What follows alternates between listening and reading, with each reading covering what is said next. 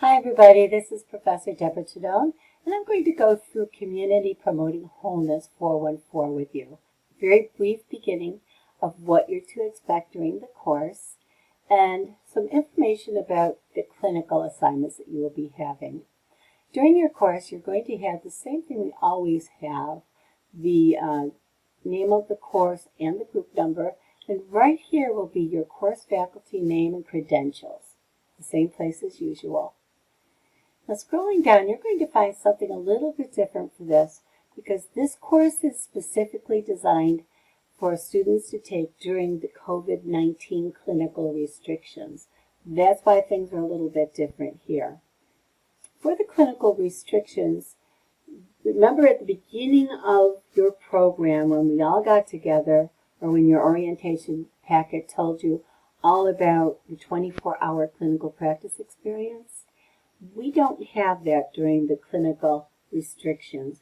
What you will have instead, you will have a simulated assignment to take. So your clinical practice virtual simulations will be taking the place of that 24-hour to be doing with a community health nurse. The other two things you are going to be doing for your clinical experiences, you will still be able to do. One of them is to shadow a discharge planner in your facility for 4 hours. So at any time during this course, just spend 4 hours with a discharge planner. Sit with him or her and make sure that you understand what he or she does to discharge a patient. And if you can get in with a discharge planning meeting, that would be awesome. Those are really good to watch. The other thing you will be doing is you will be going to 2 different community health agencies or resources. If you cannot physically go because the doors are closed due to COVID-19, you will make phone calls to those places instead. That's fine. When you make the phone call, make sure you speak to somebody of authority who knows the ins and outs and all the information about that facility and what goes on there. Is a page on the course site that tells you some questions you may or may not want to ask for the interview.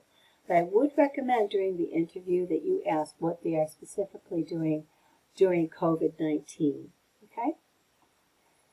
And when we look at this site, go down, our course calendar is right here, and this will give you all the dates when all of the assignments are due. Your logistics chart is here, which gives you information about what you will be learning each week. And your course syllabus is here. Your course syllabus will include your professor's name and information. It also includes the grading information, what each assignment is worth as far as a percentage of your grade. And it will also give the textbook information and other resources that you'll be using for the course. As we go down for assignments, guidelines, and example, each assignment has this. It will have guidelines and examples, or it will have different information. There's instructions here on other things you're going to be doing and the guidelines, and when we go scroll down here, we have our rubrics. The rubrics will give you good information on what we are grading on. So before you do your assignment or before you turn it in, look at that rubric, print it out, and make sure that you're not doing more than you need to do or less than you need. As we scroll down, we get to your clinical practice virtual simulations. Here's where the simulations are.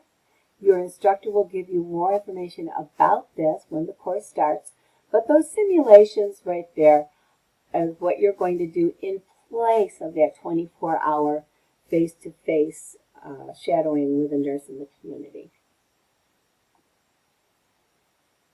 For each week, you'll have your inspirational thoughts, objectives, resources for that week's course, class, and assignments.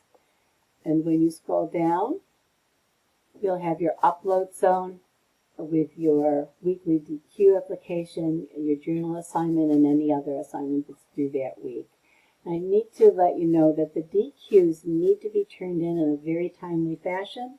Any late DQ or late journal entry will receive a 0 for a grade, so make sure you get those in on time. If for some reason you cannot get those in, there's an illness in the family, something's gone crazy in your life, please let your professor know before the assignment is due.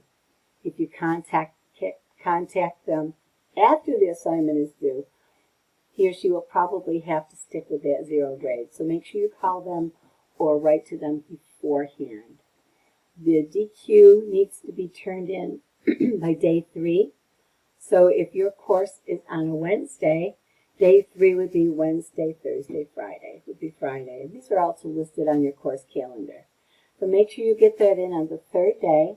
And on day 5, you will go in and respond to 2 of your classmates' DQs. You may want to look at more than 2, but you have to make a response to at least 2. And when you make a response, it cannot be something like, gee, I really liked what you said. That was great. You have to give more detail. You have to put down what you liked about what they said. If any questions about what they said or any recommendations, have it more detailed than a simple 1 or 2 sentence response. You go down. Weeks 4 and weeks 5, there are no classes. That is because you have your clinical assignments. So that's a good time to get your clinical assignments done. And when you complete those, you can put them in the drop boxes. The drop boxes are sandwiched under week 8. So if you complete one of your community interview assignments here, you can put it right there. You don't have to wait till week 8 to do it. If you complete it on the 2nd week, you can put it in there in the 2nd week. Whenever you complete something, you can put it in at that time, okay? So you don't have to wait until the end to put everything in. So weeks 4 and 5 are off. Week 6, we have your usual work, week 7, and week 8.